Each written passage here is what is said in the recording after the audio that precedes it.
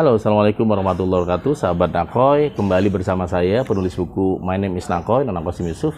Dan buat Anda yang sudah punya buku ini, silakan pegang novel My Name is Nakoy dan kita akan membacakan literasi dari novel My Name is Nakoy. Oh iya, sebelum kita lanjutkan, jangan lupa like, subscribe, dan share video ini ya teman-teman yang great. Judulnya adalah Ujian Akhir. 2 bulan lagi, itulah kesadaran yang aku terima ketika Kepala Sekolah Madrasah Aliyah Ibu Haja Ulwiyah dalam upacara Senin pagi menyampaikan bahwa kelas 3 Aliyah tidak sampai 3 bulan lagi akan menjadi alumnus sekolah ini.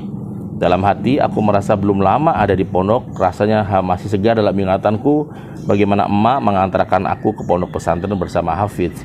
Aku juga belum lupa ketika aku tinggal di pondok Al-Istiqomah. Aku juga belum lupa ketika aku tinggal di pondok Al-Istiqomah. Aku juga masih ingat ketika setiap malam keliling untuk ronda malam menjadi lurah santri. Ya, intinya aku masih belum puas. Aku terlalu cepat ada di pondok ini, namun masa depan tidak bisa diundur atau ditolak lagi. Setiap malam aku hanya fokus bagaimana lulus ujian dengan nilai yang terbaik. Tidak ada bimbel atau tryout. Satu hal yang pasti bahwa ujian nasional bisa sukses ketika aku belajar dan mengalahkannya. Selain aku tidak pernah melepaskan buku catatan belajar, aku juga di akhir belajar selalu menutup mata dan membayangkan bagaimana aku akan menjadi lulus dengan nilai yang terbaik.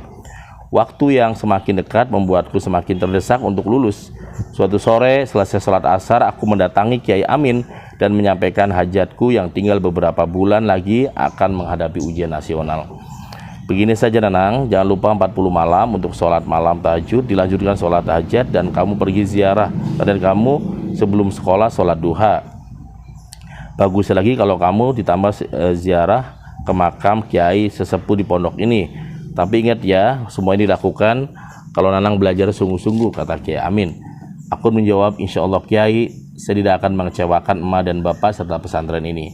Malam harinya aku menulis sebuah catatan penting di buku harianku yang lecek dan kumuh. Nang, kamu harus bisa. Ingatlah penderitaan emak dan bapak. Hanya kamu yang bisa mengangkatnya. Lalu aku berkali-kali membaca. Semakin sering membaca, maka semakin membuat diriku terbakar untuk memiliki rasa semangat dan masa depan yang hebat. Untuk menguatkan diriku, aku ambil kertas buku, lalu kusobek dan kugabungkan menjadi kertas panjang berwarna putih. Lalu aku pindahkan tulisan yang sama namun lebih besar di kertas tersebut. Aku tidak akan sia-siakan waktu. Aku tempelkan di dinding kamar pondok Al-Barokah. Aku baca lagi, tanpa terasa air mata menetes. Aku ingat semua tentang perjuangan emak dan bapak sehingga aku berada di sini. Aku ingat bagaimana bapak mengumumkan uang Rp3.000 setiap hari dari uang narik becaknya. Lalu aku ingat bagaimana emak meminjam uang setiap aku liburan dan akan kembali ke pondok. Aku ingat ketika tetangga yang menertawakan anak tukang becak yang jadi seorang kiai.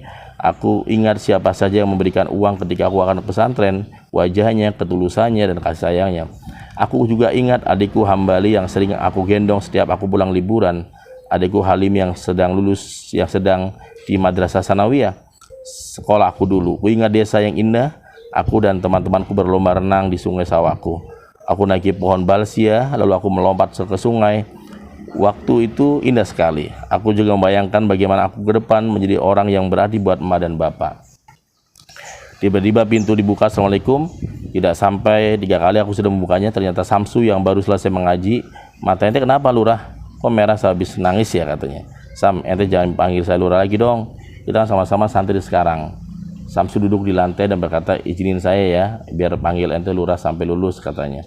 Aku menatap Samsu yang bertubuh besar, berkulit putih dan masih berdiri di hadapanku, lalu berkata, Sam, ente benar, saya lagi teringat semua perjuangan emak dan bapak sehingga saya bisa ketemu ente di sini di pondok ini.